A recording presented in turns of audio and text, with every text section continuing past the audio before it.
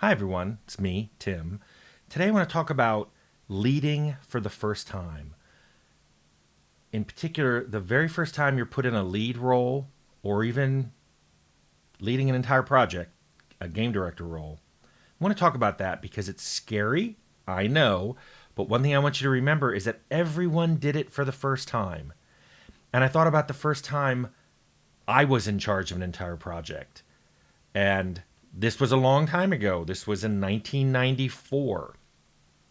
And I had been a lead programmer before, and I'd been a lead programmer when there weren't any other programmers. So there was no management involved. It was just I'm the only programmer and I did all the stuff, so I'm the lead. Today, what I had done my first time leading a project, today it would be called I would have been called a game director. Back then I was called a project leader. And it was Fallout, but this is not a Fallout story. This isn't particular to Fallout because I want you to kind of set that aside. If you would like all the Fallout stories kind of laid out in order, I've got an entire Fallout timeline video and I'll link it below. It'll be the first thing I link. So you can just jump to that and see all of Fallout laid out as a bunch of events in a row. But that's not what I want to talk about today. I want to talk about it as my first leadership role where I was actually required to manage people and make reports and follow up on things. And to do that, I kind of need you to forget me as I am now. Don't look at this as, oh, you know, I knew what I was doing and I had all these processes in place and I had all these thoughts and the order in which you do things and the best way and best practices. No. I was 28 years old. I had been at Interplay for 3 years. I had been in the industry for 12, but at the time of this, I had made one game at another company, a card game, and I had just done programming on it. And then I had done programming and some design on the Bard's Tale construction set, which technically isn't a game. It's a game that lets you make RPGs. And Rags to Riches, which wasn't an RPG at all. So not only was this my first time being in charge of a project, it was my first time being in charge of a role-playing game. And I had no management experience. Interplay offered nothing in the way of training. And that wasn't just Interplay specific. I don't think any game company bothered to train anybody on anything. Every role was kind of sink or swim. In fact, I was told that from an executive producer. Sink or swim. And I'm like, well, what happens if I start sinking? Will you throw me a life preserver? And he went, haha, we'll probably just throw you more stuff to carry. And I was like, well, that's not funny, but that was what things were like. You basically had to do. At some point, you were expected no talk, do. And the funny thing about this is why was I even put into this role? It wasn't like someone came along and went, that Tim Kaine fella, I see something in him. Let's get him advanced. What literally happened was my boss, my producer, who was supposed to be the project lead of what turned into Fallout, had so many projects on his plate. Back then they were called SKUs because, if you made a game, if you had one game that came out for Windows, DOS, and Mac, that was 3 SKUs. He had 22 SKUs, so he had multiple projects on multiple platforms, and he was just overwhelmed. And one thing I did even back then, and I've talked about this because I take a lot of notes, is I wrote daily updates every day, mostly for Tom. They were, hey, this is what I did today. This is what I plan to do tomorrow. I'll send you another one tomorrow when I leave. So at the end of every day, I'd write these down. By the way, a lot of these are my source of notes now because some of these things I would leave work and go, oh, I never wrote anything down. I'd get home and I'd write it down on a piece of paper. And that was what I would email Tom. I didn't email him and go, here's what I did. So because I was doing that, I believe the executive producer said, just do it and you're the project leader. And instead of sending that to Tom, just send it to me. And I'm like, okay. Keep in mind, it was a very small team. I think by the time I think it may have been just me at the time. And I very soon got the 2 Jasons, Jason Taylor and Jason Anderson, a scripter and a designer, and then an artist and a designer. And that was it. That was it for 6 months. So we were a small project, and I have a whole video about how Fallout was considered B tier at Interplay, and I'll link that below. So it wasn't like they were putting me in charge of what they thought would be the next big thing. This was just some small little side thing because they didn't have anything else to put me on. And later on, like after we got the D&D license stuff, they tried to stop it a few times. I have a whole video on the cancellation of Fallout. That's not what this is about, though. This is about, I just wanted to put that in context. I want you to think of 28-year-old me who should have been absolutely terrified that he was being put in charge of an entire project. And the reason I wasn't was I didn't know then what I didn't know. I didn't have processes in place. I didn't have plans for things. I was just like, we're going to make a game. Let's dive in. I didn't know about rough patches that were going to come up. I didn't even know what they would be, like the form of some of them. So some of them occurred and swept past, and I didn't realize till later in hindsight, ooh, that could have destroyed us. That could have wrecked us. To me, it was like, oh, I had a weird conversation with somebody. I didn't know how big things would get. I've mentioned the Fallout kind of blew up at the end, and suddenly people are like, ooh, this could be something. For most of its development, it was not. So I didn't have that weight on me. I was just happy to forge ahead. I was like, I have my own project. Here I go. I'm a little nervous, but let's see how I do. And all I can say is that wrap that all up as ignorance was bliss, because I didn't know what I was getting into. I probably should have been more terrified than I was, but I just forged ahead. Now, in many ways, it turns out I was super fortunate because I've talked about how the team kind of self-selected, because since I couldn't talk to people and I had to come have them show up after hours for pizza in the conference room, this self-selected for a very passionate, dedicated, creative group. Now, sometimes I say this and it immediately devolves into people arguing about work-life balance and all this stuff. And I'm like, I get it. What I'm telling you is passion is important. And in many ways, Fallout was fortunate because it self-selected immediately for people who were super passionate about wanting to do something cool.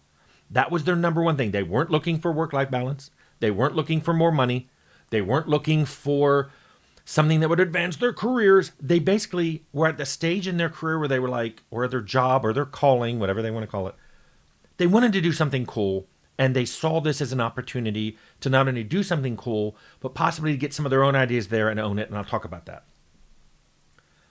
Another way we got really fortunate is the game very quickly got a direction. We had lots of brainstorming meetings, but they weren't just random. We weren't just swirling ideas around. We had great ideas, which we then picked, and in some cases, I picked. And then I said, here's our direction. Here's what we're going to go with. A lot of great ideas.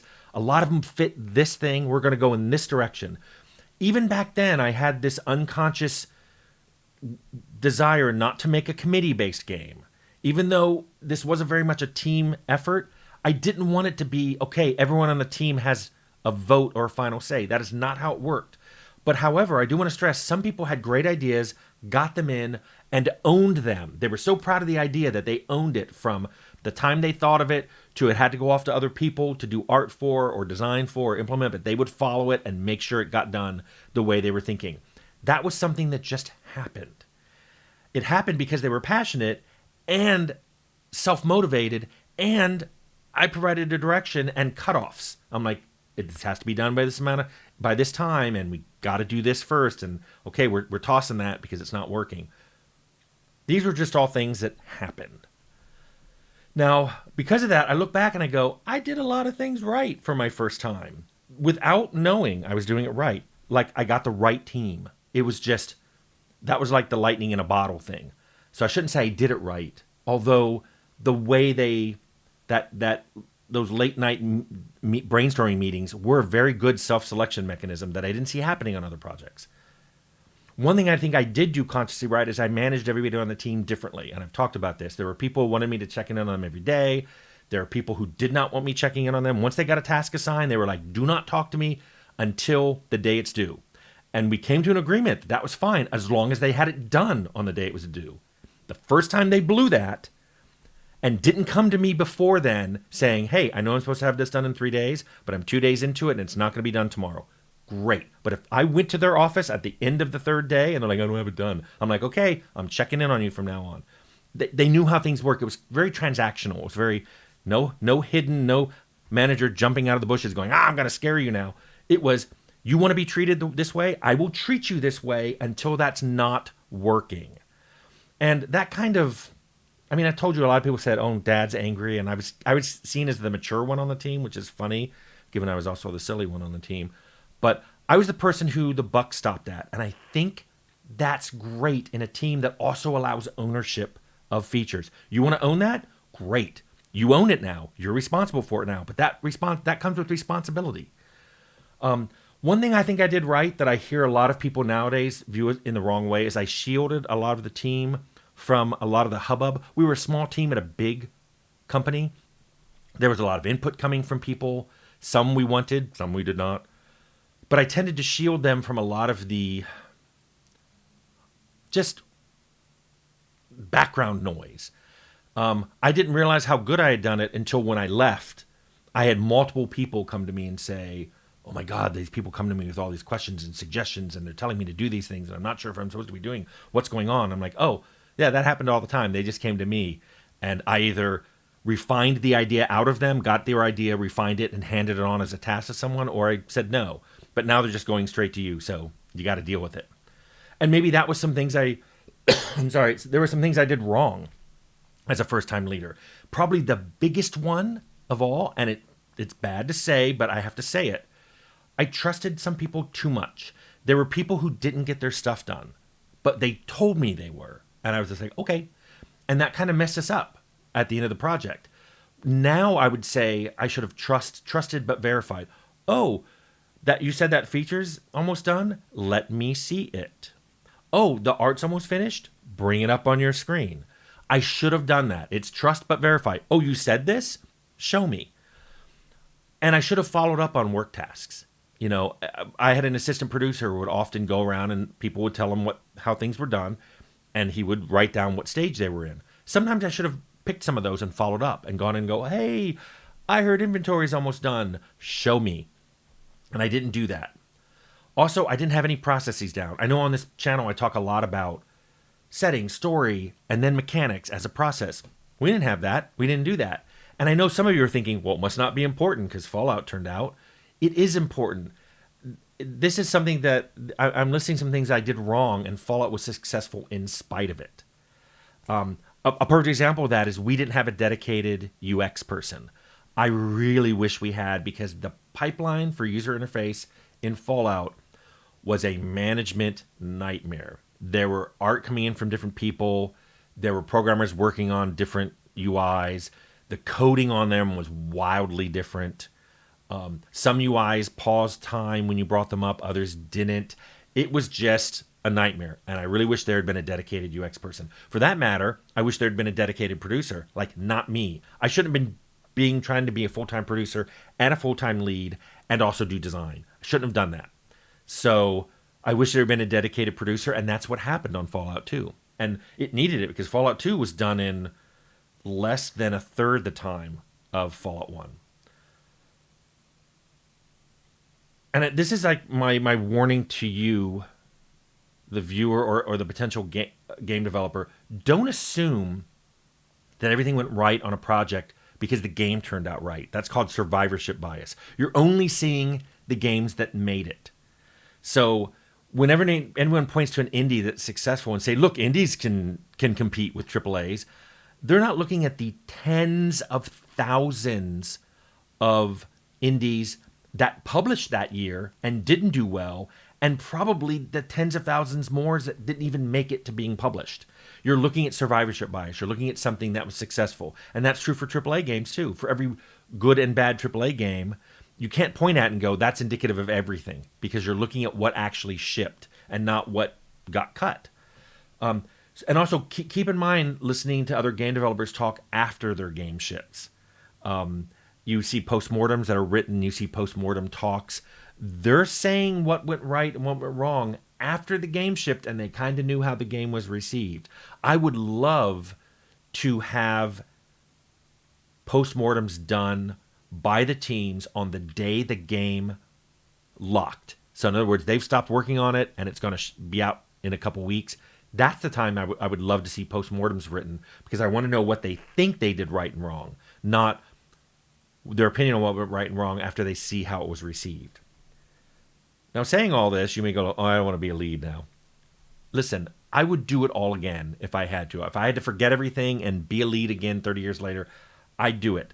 But I know now that I didn't do it all right. I did some things wrong. And guess what? I did some things right. I did some things wrong. When it's your turn, you're going to do the same thing. Don't worry about that too much. Don't overthink that too much, because when you get things wrong, you can learn from it. I got a whole video on that. But you're also going to get a whole lot right. Sometimes for the wrong reasons, sometimes in the wrong way, but you get it right, and that's fine. And if you ever get the opportunity to lead a project, I highly recommend that you consider it. And also know that when you are a leader, you're never going to forget your first time. I will never forget so much of what happened in Fallout. It was my first time running a project. I hope you get that opportunity. And when you get it, I hope you enjoy it. That's all I want to say.